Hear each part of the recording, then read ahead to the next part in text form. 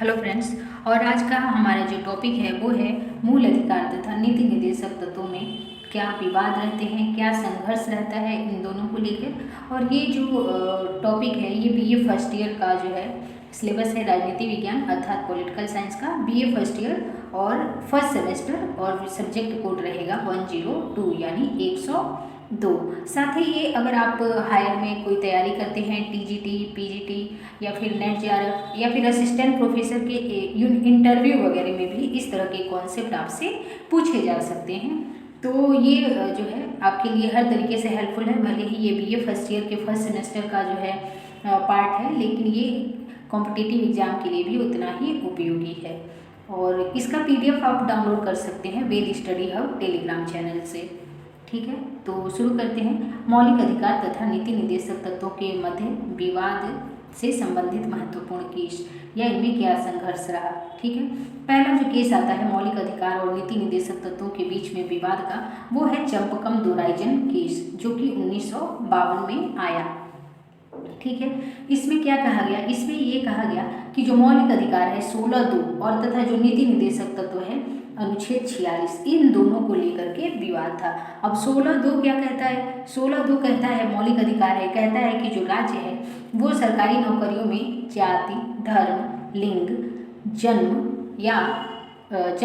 वंश या जन्म स्थान के आधार पर भेदभाव नहीं करेगा, यानी किसी आधार पर भेदभाव नहीं करेगा। जबकि अनुच्छेद जो 46 है वो कहता है कि राज्य दुर्बल वर्गों के लिए या फिर जो अनुसूचित जाति हैं या अनुसूचित जनजाति हैं, यानी जो दुर्बल और वंचित वर्ग है उसके लिए राज्य चाहे तो उसकी आर्थिक स्थिति के लिए और शैक्षणिक स्थिति के लिए उसको बेहतर बनाने के लिए राज्य कोई कदम उठा सकता है।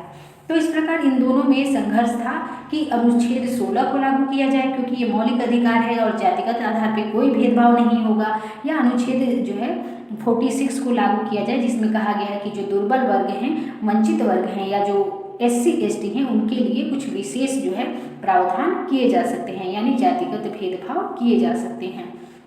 तो इसमें क्या कहा, और इस विवाद में सर्वोच्च न्यायालय द्वारा मौलिक अधिकारों को नीति निर्देशक तत्वों पर श्रेष्ठता दी गई। चंपकम दोराइजन केस में सुप्रीम कोर्ट ने क्या कहा, सुप्रीम कोर्ट ने मौलिक अधिकारों को अधिक महत्व दिया। फिर दूसरा केस जो संघर्ष को लेके आता है मौलिक अधिकारों और नीति निर्देशक तत्वों में, वो है गोलकनाथ केस। ये आया आपका 1967 में। इस केस में न्यायालय ने कहा कि नीति निर्देशक तत्वों को लागू करने के लिए मौलिक अधिकारों का हनन नहीं किया जा सकता। यानी यहाँ पे सुप्रीम कोर्ट जो है सर्वोच्च न्यायालय यही कह रहा है कि मौलिक अधिकार ही ज़्यादा इम्पोर्टेंट है और मौलिक अधिकारों को जो है नीति निर्देशक तत्वों को लागू करने के लिए मौलिक अधिकारों का हनन नहीं किया जा सकता। फिर हम देखते हैं 25वां संविधान संशोधन आता है। इसमें क्या कहता है, इस संशोधन के अनुसार जो नीति निर्देशक तत्व हैं 39B और 39C, इसको लागू करते समय मौलिक अधिकार यानी जो अनुच्छेद 14 और 19 हैं इसके आधार पे उसको अमान्य नहीं ठहराया जा सकता। यानी आप देखते हैं कि 25वें संविधान संशोधन में नीति निर्देशक तत्वों को 2 मौलिक अधिकारों पे जो है श्रेष्ठता प्रदान की गई। यानी यहाँ पे कहा गया जो नीति निर्देशक तत्व हैं अनुच्छेद 39B और 39C वो मौलिक अधिकारों से ज़्यादा महत्वपूर्ण हैं। ज़्यादा महत्वपूर्ण है ये तो नहीं कहा गया, लेकिन ये कहा गया कि जो 39B और 39C जो नीति निर्देशक तत्व हैं उन्हें इस आधार पे अमान्य नहीं घोषित किया जा सकता कि वो 14 और 19 का उल्लंघन करते हैं। ठीक है, फिर जो नेक्स्ट केस आया ये था Minerva mill case. Minerva mill case देख लेते हैं। इसमें 1980 में ये आया। इस केस में सर्वोच्च न्यायालय ने कहा कि जो मौलिक अधिकार है और जो नीति निर्देशक तत्व हैं, तो इस प्रकार हम देखते हैं कि जो मिनर्वा मिल केस आया 1980 में, तो इसमें सर्वोच्च न्यायालय ने ये कहा कि जो नीति निर्देशक तत्व हैं और जो मौलिक अधिकार हैं इन दोनों के बीच संतुलन आवश्यक है। संतुलन की बात की मिनर्वा मिल केस में। दोनों एक रथ के 2 पहियों के समान है जिसमें कोई किसी से कम नहीं है, अर्थात दोनों का समान महत्व है। इस प्रकार हम देखते हैं कि 25वां संविधान कह रहे हैं, 25वां संविधान संशोधन नहीं, यहाँ हम कह रहे हैं मिनर्वा जो मिल केस आया 1980 में, उसमें सुप्रीम कोर्ट ने ये कहा कि मौलिक अधिकार हो या नीति निर्देशक तत्व हों, दोनों का जो है एक समान महत्व है।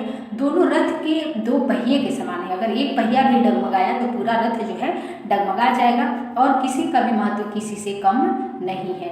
अब हम देखते हैं अनुच्छेद 16(2) जो कि हमने देखा था चंपकम दोराइजन केस में जो है विवाद का विषय बना था।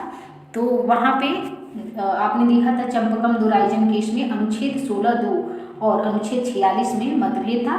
16(2) में कहा गया है कि कोई भी नागरिक केवल धर्म, जाति, लिंग, जन्म या जन्म स्थान के आधार पर राज्य के अधीन किसी भी रोजगार में अयोग्य नहीं माना जाएगा और ना ही उसके साथ राज्य द्वारा भेदभाव किया जाएगा। जबकि 46 कहता है कि SC, ST और दुर्बल वर्गों के शैक्षणिक और आर्थिक हितों को ध्यान में रखते हुए राज्य जो है नीति निर्देशक तत्वों का निर्माण करेगा, उनके कल्याण को बढ़ावा देगा। वहीं हमने 25वें संविधान संशोधन में देखा था कि जो अनुच्छेद 14 और 19 है, यानी जो मौलिक अधिकार है, उसको जो है उनके आधार पर 39B और C को अमान्य घोषित नहीं किया जा सकता।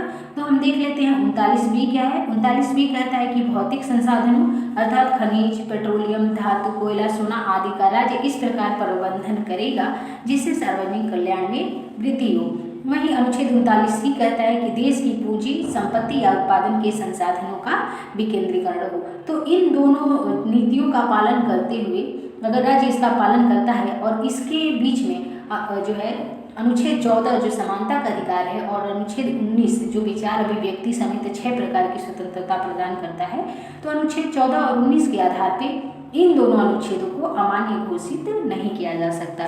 तो इस प्रकार हमने देखा मौलिक अधिकार और नीति निर्देशक तत्वों में जो है किन किन केसों में विवाद रहा है। इसमें है आपका मिनर्वा मिल केस, 25वां संविधान संशोधन, गोलकनाथ केस और चंपकम दोराइजन केस, जो मूल अधिकार तथा नीति निर्देशक तत्वों के बीच विवाद या संघर्ष से संबंधित हैं। तो इसमें हम इतना ही देखेंगे, आगे और भी टॉपिक देखेंगे। PDF डाउनलोड करना हो तो लिंक मैं डिस्क्रिप्शन में दे दूँगी। इसके अलावा आप एक चैनल है, टेलीग्राम चैनल वेद स्टडी हब, उससे भी इस PDF को डाउनलोड कर सकते हैं। धन्यवाद।